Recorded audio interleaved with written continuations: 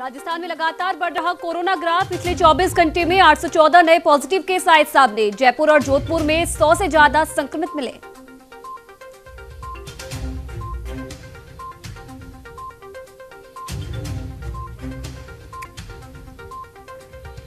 प्रधानमंत्री नरेंद्र मोदी का 70वां जन्मदिन आज। सीएम अशोक गहलोत ने ट्वीट कर दी शुभकामनाएं, लंबी आयु की कामना की।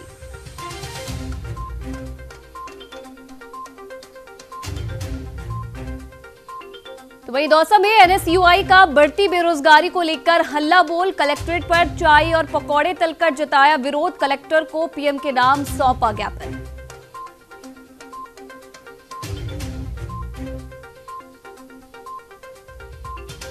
अवैध निर्माण को लेकर माउंट आबू नगरपालिका प्रशासन की कार्रवाई। अवैध निर्माण को किया ध्वस्त। एसडीएम भी रहे मौके पर मौजूद।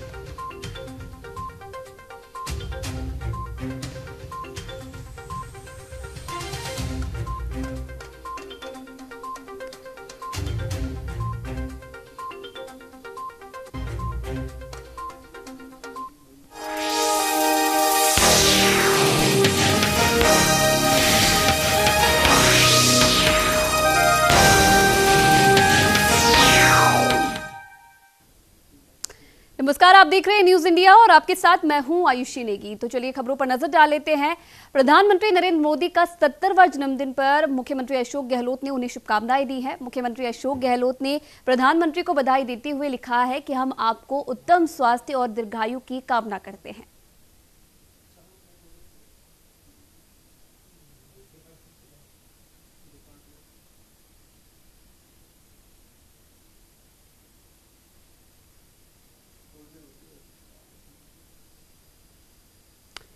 श्रीगंगानगर के अनूपगढ़ में कृषि भूमि पर नियम विरुद्ध आवासीय कॉलोनियां काटी जा रही है। भूमाफिया बिना भू रूपांतरण करवाए धड़ल्ले से मार्केट तक कॉलोनियां काट रहे हैं। लोगों को गुमराह कर प्लॉट और दुकान के नाम से लाखों रुपए बटोरे जा रहे हैं। नगरपालिका प्रशासन और राजस्व विभाग इस ओर कोई ध्यान नहीं दे रहा, जिसे लेकर जागरूक नागरिकों ने नगरपालिका ईओ और तहसीलदार को प्रार्थना पत्र देकर कार्रवाई की मांग की है।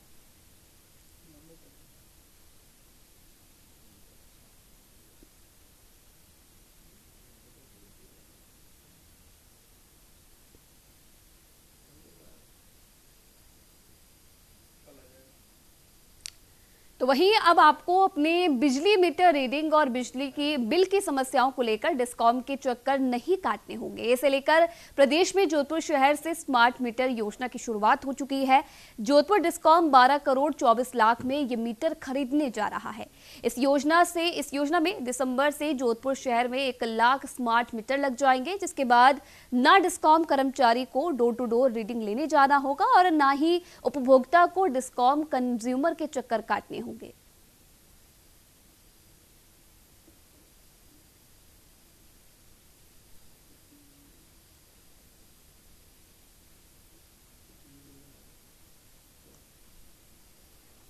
जोधपुर शहर के एक डिवीज़न में, बी डिवीज़न में ये मीटर लगाए जाने हैं, जिसका कार्य अभी शुरू हो चुका है और 1000 मीटर का पहला लॉट स्टोर में अपने को प्राप्त हो गया है।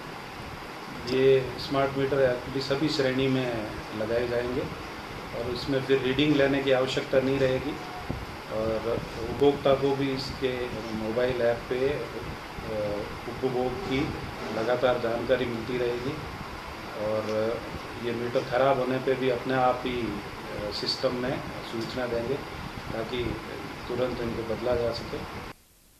तो वहीं जहां एक तरफ बीजेपी पीएम मोदी के जन्मदिन को सेवा सप्ताह के रूप में मना रही है, तो वहीं दूसरी ओर दौसा में एनएसयूआई कार्यकर्ताओं ने प्रधानमंत्री के जन्मदिन को बेरोजगारी दिवस के रूप में मनाया। इस दौरान उन्होंने जिला कलेक्ट्रेट पर पहुंचकर कढ़ाई में पकौड़े तले और चाय भी बनाई। वहीं केंद्र सरकार के खिलाफ नारेबाजी भी की गई और साथ ही बढ़ती बेरोजगारी और लगातार गिरती जीडीपी को लेकर प्रधानमंत्री के नाम जिला कलेक्टर को ज्ञापन भी सौंपा गया। शांति है जिसका ये जन्मदिन मना रहा है और फिर ये कहा जा रहा है रक्तदान कीजिए।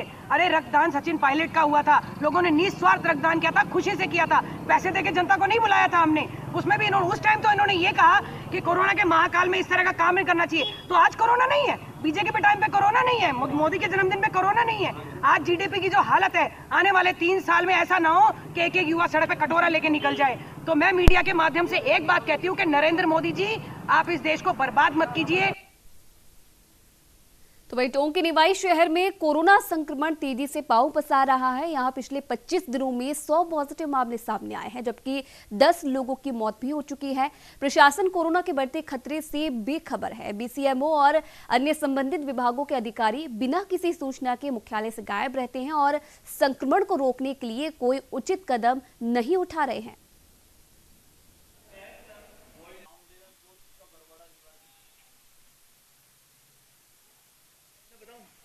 कोविड को लेकर के प्रशासन बहुत ही सतर्क है और लगातार आमजन से भी अपील हम कर रहे हैं कि आप भी कोविड को जो गंभीरता है उसको समझें। इसके लिए हम लगातार टीम भेज रहे हैं जो मास्क की कंप्लायंस करवा रही है। एसीएम मैम है हमारी, वो इसकी प्रभारी अधिकारी हैं और लगातार जो भी कोविड से रिलेटेड एक्टिविटीज जितने भी मरीज आते हैं उनके लिए उस क्षेत्र में हम कंटेनमेंट जोन का निर्धारण करके बैरिकेडिंग करवा के उनको वहीं के वहीं हम पॉजिटिव मरीजों को रख रहे हैं। और इसके लिए हम बीसीएमओ साहब को भी हम निर्देशित कर रखा है कि ज़्यादा से ज़्यादा सैंपलिंग कर रहे हैं। निवाई क्षेत्र में शुरू से अब तक कोरोना के 96 मामले सामने आए हैं, जिनमें से बहुत अच्छा बात यह है कि 67 केसेस पूरी तरह से रिकवर हो चुके हैं और मौतों का जो मामला है वो ऑफिशियली रिपोर्ट में अभी तक जो है वो 6 है और इन 6 की भी अभी समीक्षा की जानी बाकी है, क्योंकि एक तो ये 6 की 6 old age patient with some kind of comorbidity conditions के साथ थे और अभी जो करंटली एक्टिव केसेस निवाई के अंदर चल रहे हैं वो टोटल संख्या 23 है, जिसमें से 15 केसेस तो होम आइसोलेशन में हैं और 8 केसेस जो हैं वो हॉस्पिटलाइज हैं। तो वही नागौर के मुंडवा पंचायत समिति के संखवास गांव में ग्रामीणों ने जलदाय विभाग के कनिष्ठ अभियंता कार्यालय के बाहर प्रदर्शन किया। इस दौरान लगातार 2 सप्ताह से नलों में आ रहे दूषित पानी को लेकर विरोध किया गया। वहीं ग्रामीणों का कहना है कि पिछले 15 दिन से गांव के नलों में गंदा पानी आ रहा है, जिससे कई प्रकार की बीमारियां फैलने का भय बना रहता है और साथ ही दूषित पानी आने के कारण आमजन को पीने के लिए टैंकर मंगवाने पड़ रहे हैं।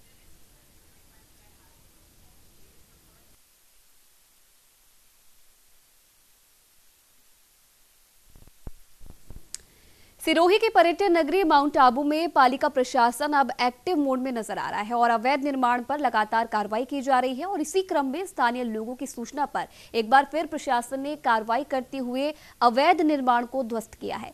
इस कार्रवाई के दौरान एसडीएम भी मौके पर मौजूद रहे। दरअसल इको सेंसिटिव जोन होने के चलते यहां निर्माण सामग्री के परिवहन पर पूर्ण रूप से प्रतिबंध लगा हुआ है और पालिका की अनुमति के बाद ही निर्माण कार्य शुरू किया जाता है, लेकिन शहर के कुछ इलाकों में अवैध निर्माण किया गया, जिसे लेकर नगर पालिका प्रशासन की ओर से कार्रवाई की गई।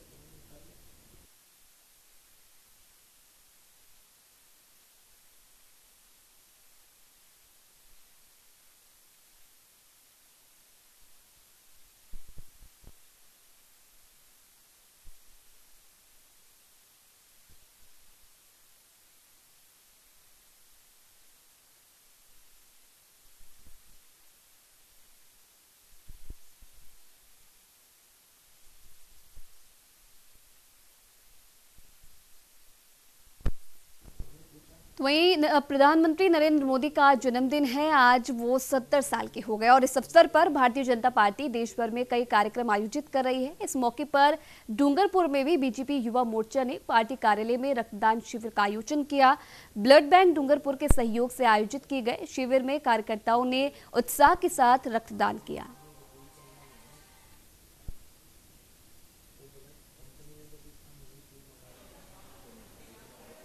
युवा मोर्चा रक्तदान कर रहा है। इसके बाद वृक्षारोपण कार्यक्रम है जिसमें 70 वृक्षों को रोपा जाएगा।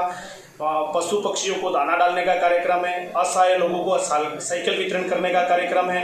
हॉस्पिटल में फल वितरण का कार्यक्रम रखा गया। जितने भी सेवा के कार्य हैं उन सभी कार्यों को आज पूर्ण रूप से भारतीय जनता पार्टी पूरे दिन तक सेवा कार्य करने का काम करेगी और हमारी सबकी ये दुआ है कि देश के प्रधानमंत्री यशस्वी हो, देश के प्रधानमंत्री दीर्घायु हो और इसी तरह राष्ट्र की सेवा करते रहे और भारत को विश्व गुरु के पायदान पर ले जाकर खड़ा करें।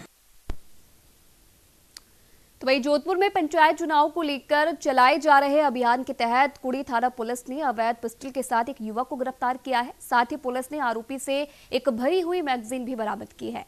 पुलिस अवैध शराब और हथियारों की तस्करी के खिलाफ कार्रवाई कर रही है। फिलहाल पुलिस आरोपी से पूछताछ में जुटी है।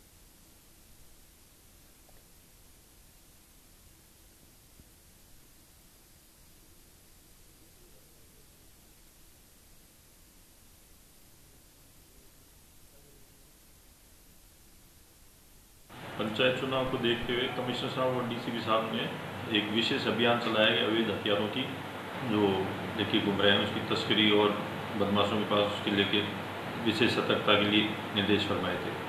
इस पर आज हमारे थाने से साहिब सिंह जी और टीम ने कार्रवाई करते हुए जितेंद्र सिंह नाथू सिंह झाका निवासी है उसके कब्जे से एक अवैध देसी पिस्टल बरामद किया है। इस पर मुकदमा दर्ज कर अनुसंधान किया जाएगा।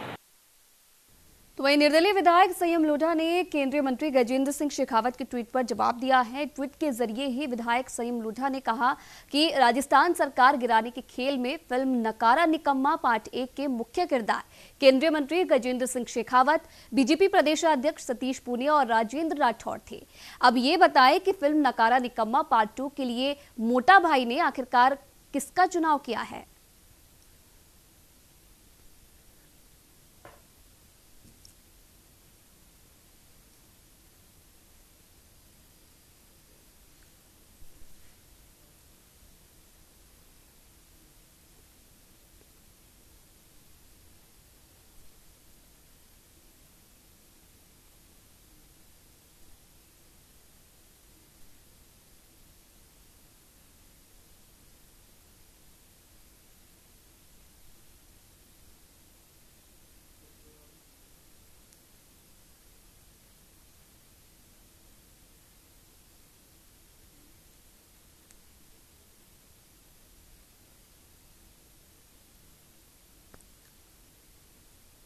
तो वहीं बीजेपी के प्रदेश मुख्य प्रवक्ता रामलाल शर्मा ने किसानों की वीसीआर भरने को लेकर राजस्थान सरकार पर हमला बोला। उन्होंने कहा कि ऐसा सुनने में आ रहा है कि राज्य सरकार की ओर से किसानों की वीसीआर भरी जा रही है, जिसे समझौता समिति में लेने के लिए निर्धारित राशि को कम किया जा रहा है। विधायक शर्मा ने कटाक्ष करते हुए कहा कि सरकार इन अनर्गल बातों को छोड़कर वीसीआर भरना ही बंद क्यों नहीं कर देती, ताकि समझौता समिति में लेने की आवश्यकता ही ना पड़े।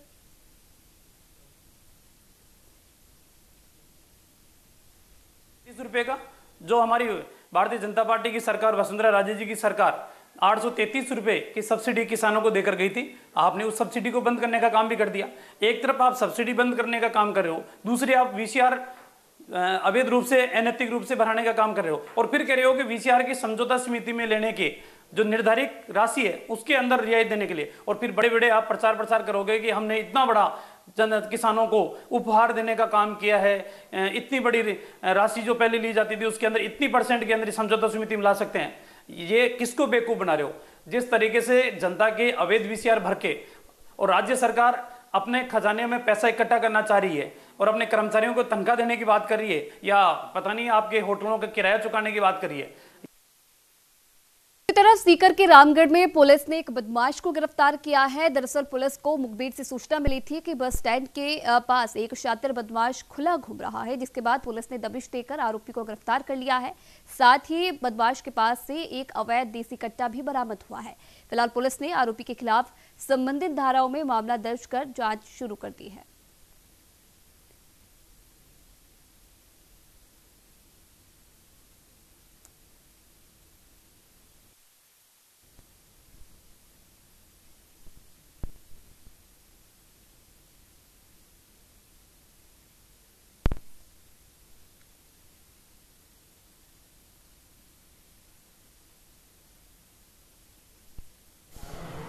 अवैध अस्त्रों के खिलाफ बरामदगी कार्रवाई का अभियान चल रहा है।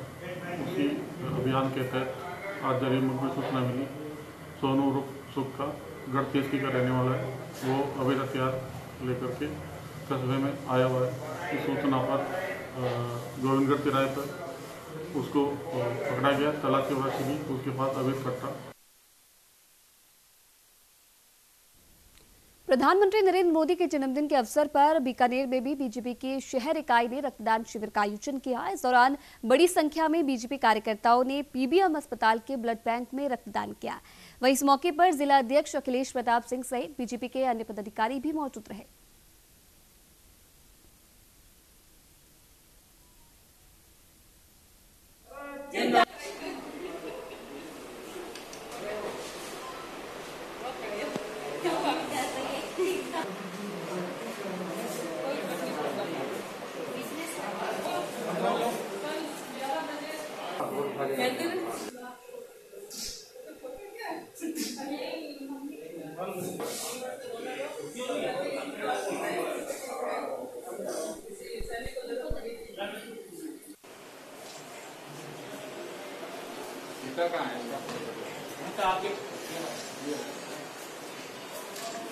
भारत माता के लाल चट्टान की तरह जिसके इरादे आगे ब्लड देने का लक्ष्य रखा, ये भी समाज में।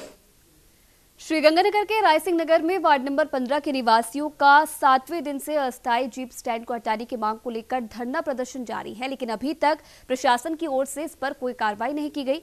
इसे लेकर वार्ड वासियों ने एसडीएम अर्पिता सोनी को ज्ञापन सौंपा है। ज्ञापन में वार्डवासी महिलाओं ने जीप स्टैंड पर बैठे ड्राइवरों पर अभद्रता का आरोप लगाया है।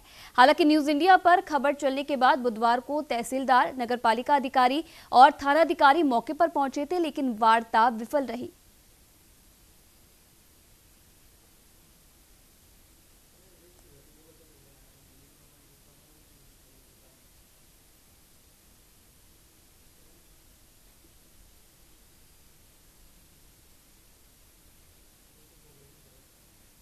प्रशासन के द्वारा ठोस कार्रवाई की तरफ कदम लगातार चल रहे हैं।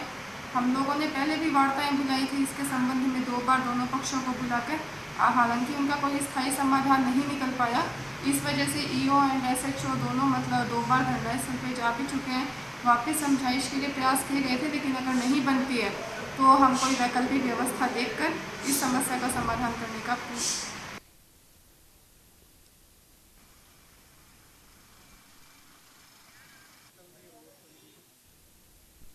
वहीं जोधपुर में परिसीमन में हटाए गए गांवों को पुनः जोड़ने को लेकर जिला कलेक्टर को ज्ञापन सौंपा गया। दरअसल परिसीमन के दौरान भाटों की ढाणी बीसलपुर ग्राम पंचायत से हटाकर दातीवाड़ा ग्राम पंचायत में जोड़ दिया गया है, जबकि भाटों की ढाणी बीसलर गांव में है। ऐसे में पंचायत चुनाव के मतदान के दौरान ग्रामीणों को मतदान के लिए बीसलपुर गांव होते हुए दांतीवाड़ा में करीब 15 किलोमीटर दूर जाना पड़ेगा। ग्रामीणों का कहना है कि दांतीवाड़ा में जोड़ने से ग्रामवासियों को काफी परेशानी का सामना करना पड़ रहा है।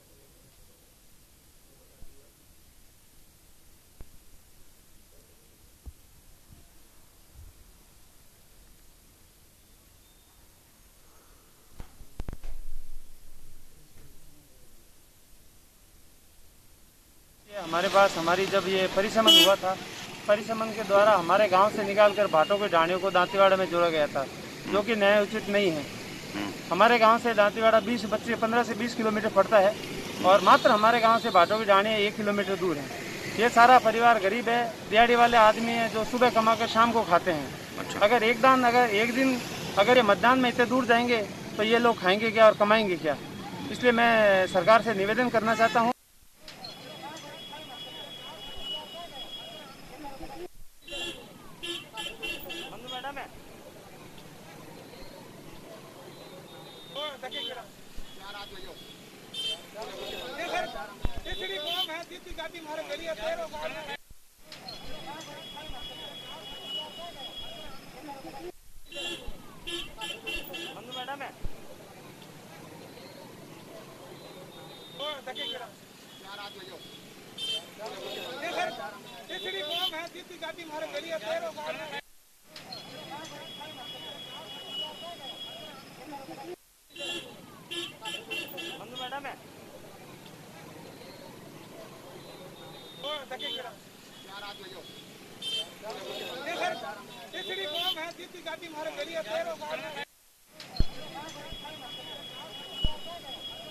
तो जोधपुर की तस्वीरें आप देख रहे हैं, जहां जिला कलेक्टर को ग्रामीणों ने ज्ञापन सौंपा है। आपको बता दें, ज्ञापन में अपनी समस्याएं ग्रामीणों ने रखी है। तो चलिए बढ़ते आगे। प्रतापगढ़ में हथुनिया थाना पुलिस ने एक शातिर बदमाश को गिरफ्तार किया है। दरअसल पुलिस पंचायती राज चुनाव के मद्देनजर गश्त कर रही थी और इसी दौरान आरोपी पुलिस की गाड़ी देखकर भागने लगा, जिसे पुलिस ने दबोच लिया और तलाशी लेने पर उसके पास से 2 देसी कट्टे और जिंदा कारतूस भी बरामद हुए हैं। फिलहाल पुलिस आरोपी से पूछताछ कर रही है।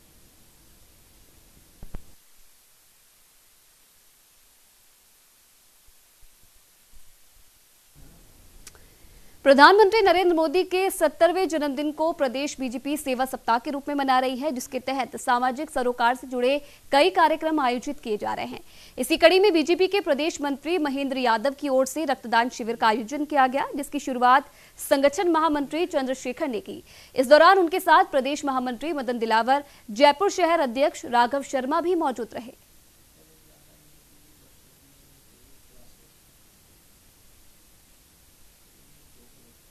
का 70वां जन्मदिन है, लेकिन हमने जन्मदिन से 4 टाइम यानी 280 यूनिट का हमारा लक्ष्य है, तो 4 गुना लक्ष्य हमने रखा है, तो 280 यूनिट के लगभग ब्लड होगा और कम से कम अभी तक 60-70 तो हो भी चुका।